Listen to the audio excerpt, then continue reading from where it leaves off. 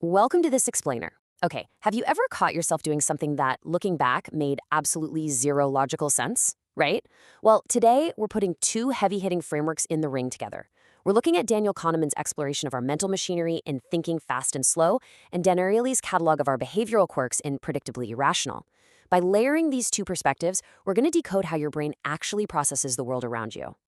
So picture this. You've got a pounding headache. Now, according to traditional economic models, the chemical makeup of a pill should dictate your relief, right? Not the price tag. Yet studies show that our minds literally get what they expect. A 50-cent aspirin actually provides far more subjective relief than a deeply discounted penny aspirin. But why? Because our expectations alter our physical reality. This simple, everyday example is solid proof that there is a hidden force completely overriding pure logic. Let's kick things off with Section 1, the rational agent myth. For decades, traditional economic theory leaned heavily on this idea of econs. Kahneman points out that econs are fictional, perfectly logical beings who live exclusively in the land of theory. I mean, they never make a math error, they never buy a car just because they like the color, and they certainly don't care if an aspirin costs a penny or a dollar. But us, we're humans. We act in the real, messy world. We're driven by fast, intuitive, and, yeah, sometimes deeply flawed thinking.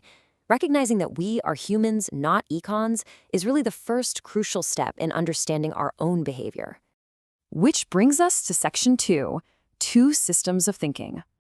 So, if we aren't these perfectly rational econs, what exactly is running the show up there? Well, Daniel Kahneman's groundbreaking work provides a blueprint for understanding how we process information and make choices. He describes our mental life using this brilliant metaphor of two distinct agents living inside our heads. Now, to be clear, these aren't physical parts of your brain, but rather two entirely different modes of processing the world. First up, think of System 1 as your always-on automatic engine.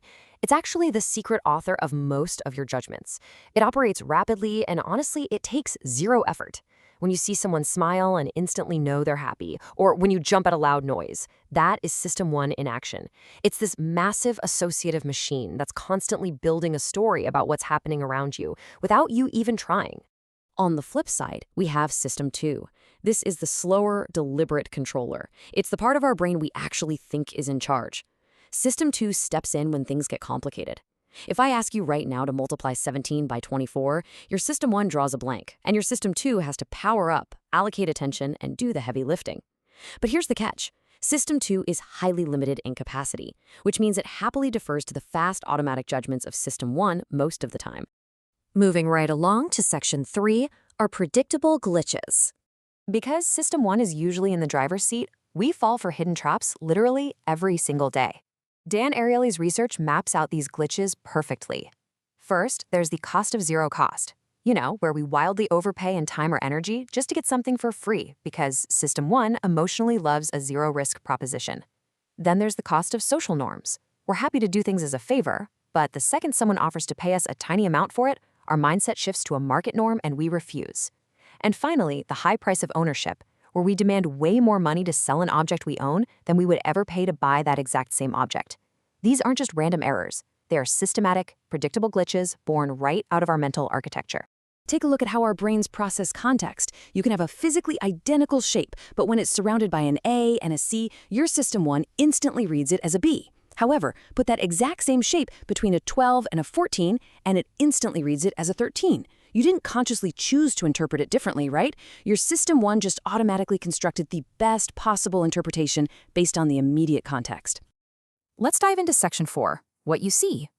YCATI. It's a slightly clunky but absolutely crucial acronym to remember. It stands for what you see is all there is. Basically, our intuitive system builds the best possible story using only the limited evidence right in front of it. System 1 doesn't stop to ask, wait, what information am I missing here? No, it just takes whatever is currently available, maybe a mood, a recent memory, a visual cue, and constructs a coherent reality. This radical insensitivity to missing information is the root cause of so many of our everyday biases. To put it in perspective, Kahneman references this brilliant quote from comedian Danny Kaye that perfectly sums up System 1 in unfamiliar situations. Her favorite position is beside herself, and her favorite sport is jumping to conclusions. And honestly, jumping to conclusions is incredibly efficient. If those conclusions are likely to be correct, and if the cost of a mistake is low, it saves our brains immense time and effort. But when the stakes are high and we don't have all the facts, this favorite sport of System 1 becomes incredibly risky. And when it comes to risk, we kind of throw logic out the window. If you have a 95% chance to win a massive lawsuit, you generally become risk averse. You'll likely take a smaller guaranteed settlement just out of pure fear of disappointment. But if you have a 95% chance of losing that exact same lawsuit, you suddenly become risk seeking. You'll reject a reasonable settlement and roll the dice in a desperate hope to avoid the loss entirely.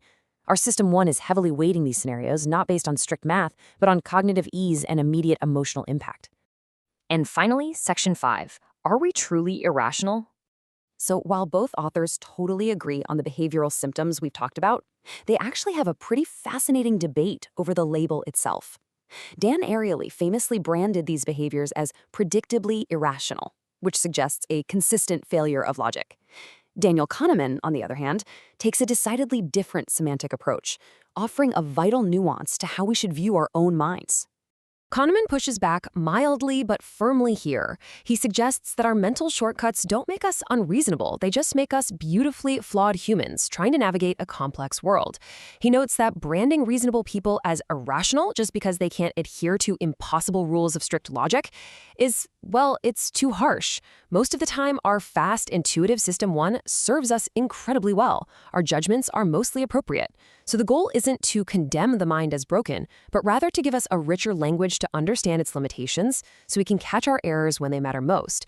So, as we wrap up this explainer, think about this.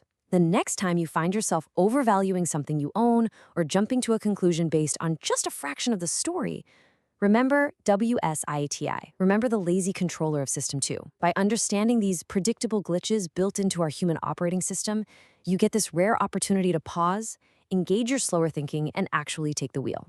So I'll leave you with this. Where is your fast thinking steering you today?